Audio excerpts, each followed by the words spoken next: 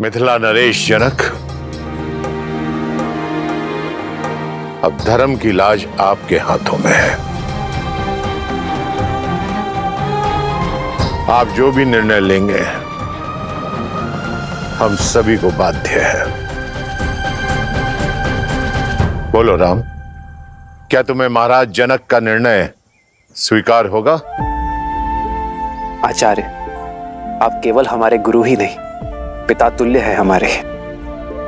आप धर्मात्मा हैं। आप जो भी निर्णय लेंगे वो मुझे सहर्ष स्वीकार होगा। भरत, तुम्हें तो कोई आपत्ति नहीं है? नहीं गुरुदेव। महाराज जनक धर्मात्मा ही नहीं, हमारे धर्म पिता भी हैं। किंतु एक विनती है इनसे कि निर्णय लेते समय धर्म के साथ मेरे प्रेम का भी मान रखिएगा। बताइए राजा जनक, क्या निर्णय है आपका?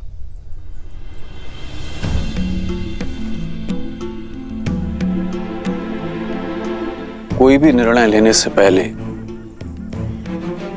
मैं अपने सौभाग्य को धन्यवाद देता हूं कि मुझे इस धर्म सभा में उपस्थित होने का अवसर मिला। एक और राम है जो धर्म और मर्यादा की प्रतीक है, तो दूसरी ओर भरत जो प्रेम और समर्पण की पराकाष्ठा है।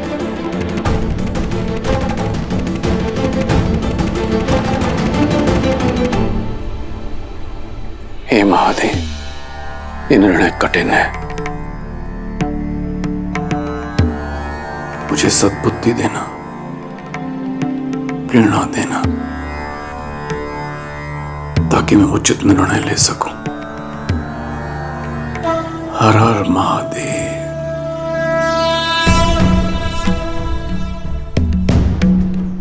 आप पुत्र बनकर अपने पिता के और प्रजा बनकर अपने महाराज के वचन का पालन करना चाहते हैं।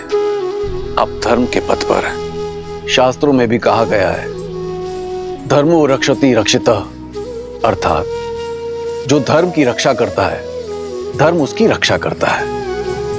आप धर्म के पथ पर हैं। और भरत, आपके हृदय में अपने भाई के प्रति निश्चल प्रेम और भक्ति की वो प्रवाह है जिसके वेग से स्वयं भगवान विष्णु भी न बच सके, जिन्होंने अपने भक्त प्रहलाद को उनके पिता हिरण्यकश्यप के आतंक से बचाने के लिए अपनी माता के गर्भ से जन्म लेने की भी प्रतीक्षा नहीं की और सृष्टि के सारे नियमों को तोड़कर एक स्तंभ से नरसिंह के रूप में अवतरित होकर अपने भक्त प्रहलाद की रक्षा की।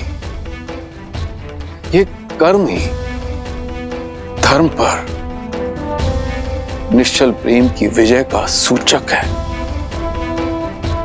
और आज जब एक पलड़े में राम का धर्म है और दूसरे पलड़े में भरत का प्रेम, तो मेरे विचार से आज भी प्रेम का पलड़ा ही भारी है। अतः विजय प्रेम की हुई, विजय भरत की हुई।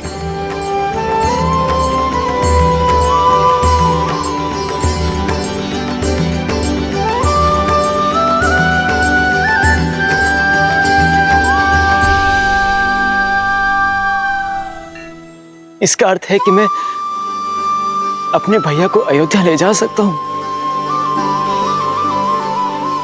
अपनी इच्छा पूर्ण कर सकता हूं। किंतु प्रेम के भी अपने कुछ नियम होते हैं कुमार। प्रेम में पहले उनके विषय में सोचा जाता है जिनसे हम प्रेम करते हैं। प्रेम में स्वार्थ नहीं, समर्पण का सहारा लिया जाता है, ना कि अपनी इच्छा पूर्ति का। इसीलिए मेरा परामर्श आपसे यह है कि आप निस्वार्थ भाव से, निश्चल प्रेम से स्वयं श्री राम से पूछें कि उनका निर्णय क्या है, उनकी प्रसन्नता किसमें है। फिर वो जो भी निर्णय लें उसे आप प्रेम पुष्प की तरह हृदय से स्वीकार करें। यही मेरा परामर्श है और यही मेरा निर्णय भी। महाराजा जनक, आपका कोटि कोटि धन्यवाद। निश्चल और निस्वार्थ के प्रेम की परिभाषा आज समझ आई मुझे, और इसके लिए भरत आपका सदैव आभारी रहेगा।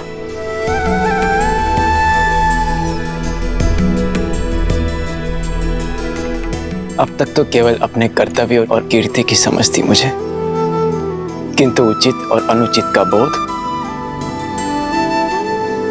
अब समझ आया। मेरे भैया ने अपने पिताश्री के वचनों का पालन करना स्वीकार किया, किंतु इन्हें मेरी भी एक इच्छा स्वीकार करनी होगी, और ये मेरा निर्णय है। या तो भैया सिंहासन स्वीकार करें या मैं मृत्यु का आलिंगन करूंगा।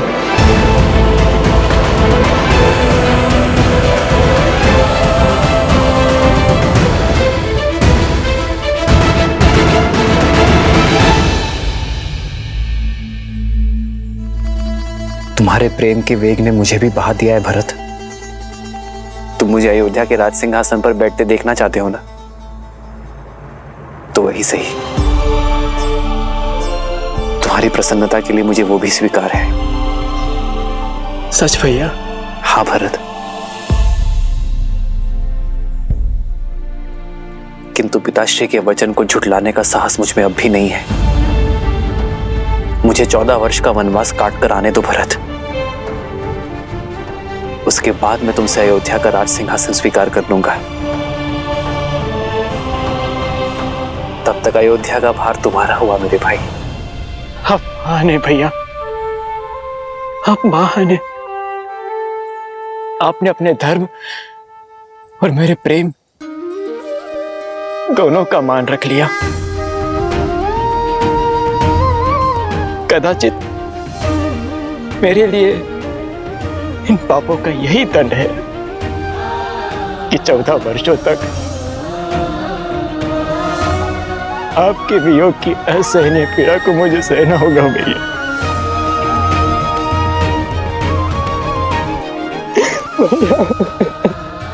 भरत,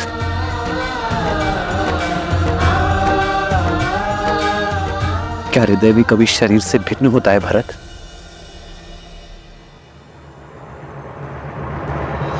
भैया, आप जो कह रहे हैं वो सब स्वीकार है मुझे, परंतु यदि मैं आपसे कुछ मांगूं तो क्या आप दोगे?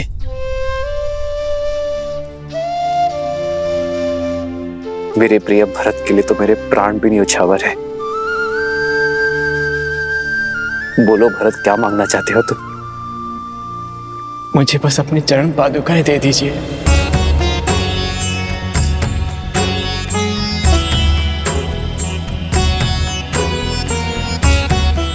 अयोध्या का राज्य भार बहुत बड़ा है भैया, और जिस सिंहासन पर मेरे भैया राम का अधिकार हो, उस सिंहासन पर बैठने का मैं दुस्साहस नहीं कर सकता।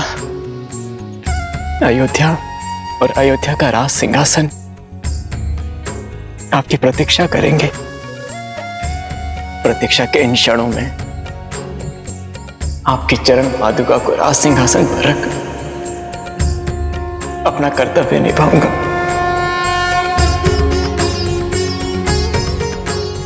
आपके पग धर्म के पथ पर है, और आपके चरणों में पड़ी पादुकाओं को राज सिंहासन पर रखने से हमारी अयोध्या से धर्म का लोप नहीं होगा भैया।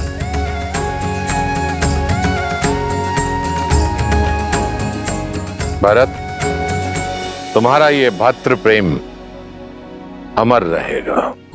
तुम्हारा नाम केवल लेने से सबके पाप दूर हो जाएंगे। उनके मन से द्वेष, ईर्ष्या और लोभ की भावना हमेशा हमेशा के लिए समाप्त हो जाएगी।